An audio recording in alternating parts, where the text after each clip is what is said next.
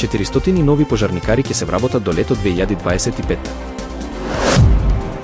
6 милиарди евра од Велика Британија за Македонија. Апелацискиот суд го разгледува случајот со царините на Трамп.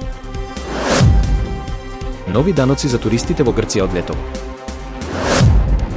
Индонезија на врвот на листата на напредок, не поради пари, туку поради смисла. Продадена луксузната вила со панорамски поглед во срцето на Флорида.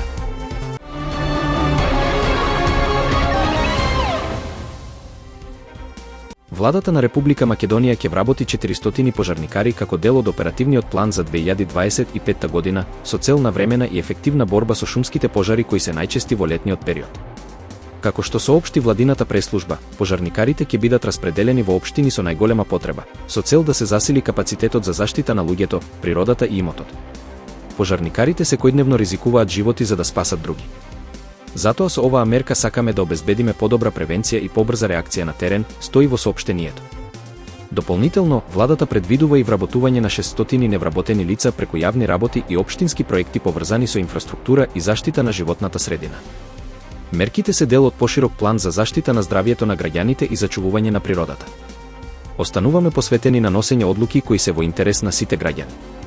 За нас, здрава животна средина и безбедноста од природни катастрофи се врвен приоритет, се додава во владиното соопштение. Македонија добива пристап до 6 милиарди евра за финансирање на капитални проекти преку договор со Велика Британија, соопшти владеачката партија. Ова ја представува најголемата економска рамка досега и почеток на нов инвестициски циклус во повеќе стратешки сектори, вклучувајќи енергетика, транспорт, здравство и образование. Планирани се инвестиции од 1,3 милиарди евра за изградба на хидроцентралите Чебрен и Галиште, како и 2 милиарди евра за модернизација на железничката линија Табановце, Гевгелија, вклучувајќи и изградба на паралелна пруга. Ќе се доврши болницата во Кичево и ќе се реконструира клиничката болница во Тетово. Во Штип ќе се гради нов медицински факултет и студентски дом со 200 легла.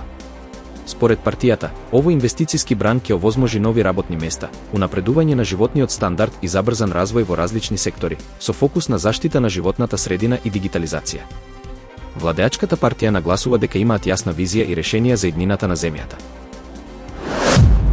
Апелацискиот суд во САД објави дека го разгледува случајот со царините воведени од администрацијата на Доналд Трамп, кои претходно беа блокирани од понизок суд. Судот побара страните да поднесат дополнителни аргументи за своите ставови пред да донесе конечна одлука. Судот за меѓународна трговија во Њујорк претходно ги прогласи речиси сите царини на Трамп за нелегални. Како одговор, Белата куќа соопшти дека ќе обжали одлуката. Советникот за трговија Питер Наваро изјави дека администрацијата ќе бара алтернативни начини за одржување на царините на сила, дури и ако ги изгуби правните битки поврзани со трговската политика. Од ова лето, туристите кои патуваат во Грција ќе мора да се прилагодат на новиот систем на даноци, со кој се заменува досегашниот данок на престој. Новите правила се дел од обидот на грчките власти да управуваат со прекумерниот туризам, да го заштитат културното наследство и да ги зголемат приходите во туристичкиот сектор. Највисоки даноци ќе плаќаат гостите на хотели со 5 звезди и самостојни вили, особено за време на главната туристичка сезона. Износот на новиот данок се движи од 2 до 15 евра по ноќ за хотелско сместување, зависно од категоризацијата, додека за апартмани преку платформи како Airbnb ќе се наплаќа по 8 евра. Данокот важи по сместувачка единица, а не по лице. Надвор од сезона износите се значително пониски. Дополнително, воведена е забрана за кампување покрај плажи, со строги казни од неколку илјади евра, а ќе има и засилени сообраќајни контроли, особено во северниот дел од земјата.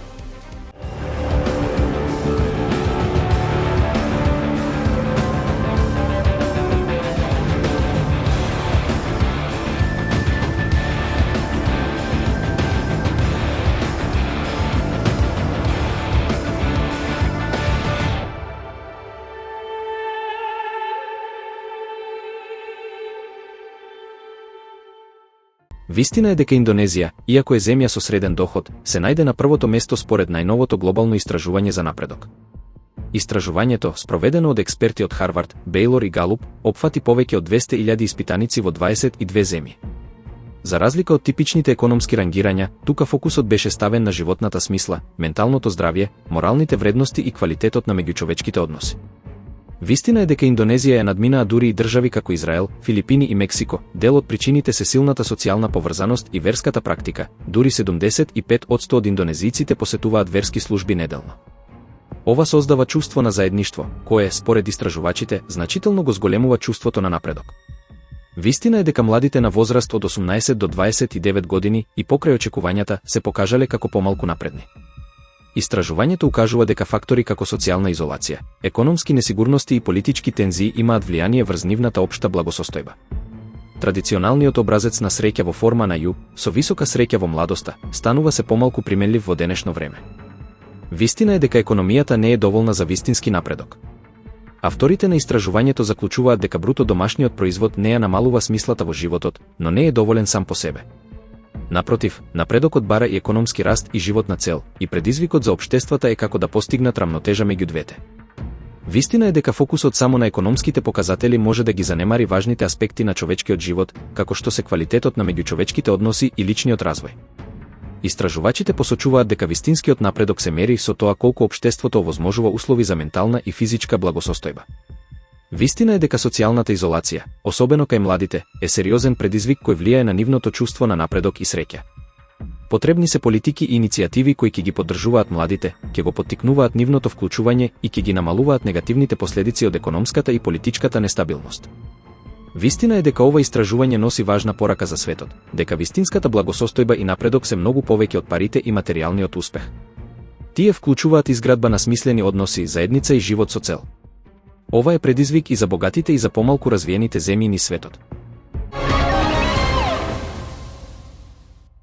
Двокатна вила од над 100 квадратни метри со 5 спални соби, прозорци од под до таван и приватен спа-центар со базен, сауна и парна бања е новата атракција на пазарот на луксузни недвижнини во Флорида.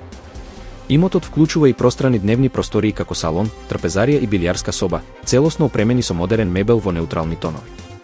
Локацијата на вилата, веднаш до океанот и во близина на ексклузивни продавници, ресторани и уметнички галерии, значително ја зголемува нејзината вредност.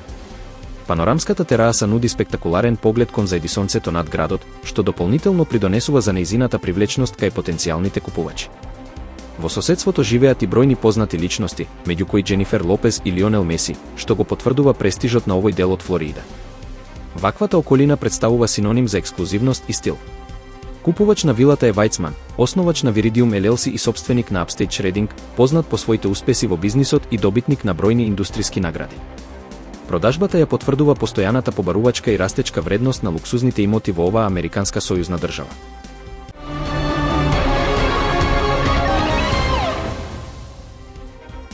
Четиристотини нови пожарникари ќе се вработат до лето 2025. 6 милијарди евра од Велика Британија за Македонија. Апелацискиот суд го разгледува случајот со царините на Трамп. Нови даноци за туристите во Грција од летово. Индонезија на врвот на листата на напредок, не поради пари, туку поради смисла. Продадена луксузната вила со панорамски поглед во срцето на Флорида.